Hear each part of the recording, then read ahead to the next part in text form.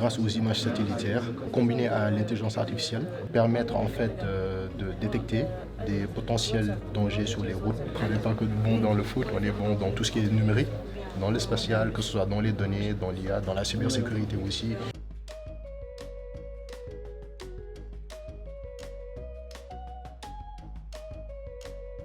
L'événement d'aujourd'hui, c'est un hackathon.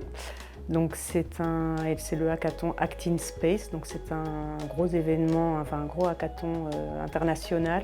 On réunit des équipes d'étudiants, mais c'est ouvert aussi aux jeunes professionnels. Ici, on n'a que des étudiants, donc ils vont travailler pendant 24 heures en fait. C'est la concentration, ils sont en train de méditer. Il faut bouger, il ne faut pas s'asseoir tous les 24 heures. Good speed to Act in Space, good speed to you. Ils ont reçu des défis à relever et ils doivent donc répondre à ces défis par des solutions techniques qui utilisent les données spatiales. Ça se passe en même temps dans 30 pays dans le monde entier. Elles sont connectées via les satellites. C'est la solution. Actuellement, on est en train de faire une simulation. Vous savez que dans l'espace, il y a beaucoup de satellites en orbite.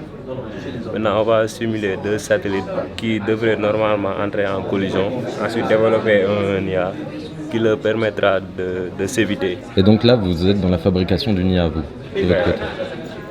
Exactement. Là, par exemple, le logiciel que tu utilises, c'est quoi? Ça, c'est Blender. T'es sur Blender, hein, c'est ça? On est bien sûr de la modélisation, là. Oui, on est en phase de modélisation. Participer à ce genre d'hackathon nous permet d'explorer, on va dire, d'autres horizons, nos intérêts, le monde spatial qui devient vraiment critique pour chaque pays. Donc participer à ça nous ouvre beaucoup d'opportunités et nous permet d'avoir beaucoup de connaissances sur comment le système fonctionne, le domaine spatial, etc. Actuellement, l'Afrique elle est en voie de développement dans le spatial et on espère bien qu'elle sera au sommet. Il y a 2 computer scientists informatiques et il y a 2 mechanical engineers. On a pris comme challenge the future of edge computing. Dans l'espace, nous avons beaucoup de satellites qui collectent beaucoup de données, mais malheureusement, il y a un énorme temps de latence entre la réception de ces données-là et l'envoi vers la Terre. Donc nous, notre challenge, c'est de trouver un moyen de rendre ce transfert de données plus efficace. Alors les gagnants des équipes locales vont pouvoir participer à la finale en France, à Bordeaux, au mois d'avril. Donc il y aura une équipe parmi toutes les équipes qui seront sélectionnées pour la finale, qui va être la grande gagnante du Act in Space. Mais plus qu'un prix, plus que gagner, c'est vraiment pouvoir développer la solution en question et aller sur quelque chose de durable dans la technologie, dans l'utilisation des données spatiales. Le hackathon Act in Space permet la création de nombreuses startups en fait, à chaque édition. La France est très présente sur l'événement. Cet événement en partenariat avec Expertise France, l'ambassade de France, une école, la Business School Economics de Bordeaux. Bonne chance. Il y a plein de coachs qui sont là. Si vous avez besoin de quoi que ce soit, n'hésitez pas. Soit des coachs techniques, si vous avez besoin de l'eau pour stratégiser, réfléchir, affiner votre idée également, on est là. D'accord? C'est un événement comme Act in Space où on a réuni 8 équipes des plus grandes universités du Sénégal. Et ces 8 équipes vont se pencher pendant 24 heures sur des problématiques avant-gardistes, futuristes, afin de repousser les limites du spatial. Qu'ils aient de grandes ambitions, qu'ils osent rêver grand et se dire qu'ils sont en capacité de prendre des décisions pour le monde et les autres pays inclus. Dans 10 ans, nous aurons pléthore d'ingénieurs, hommes et femmes. On aura d'autres personnes et d'autres profils également qui s'intéresseront au spatial.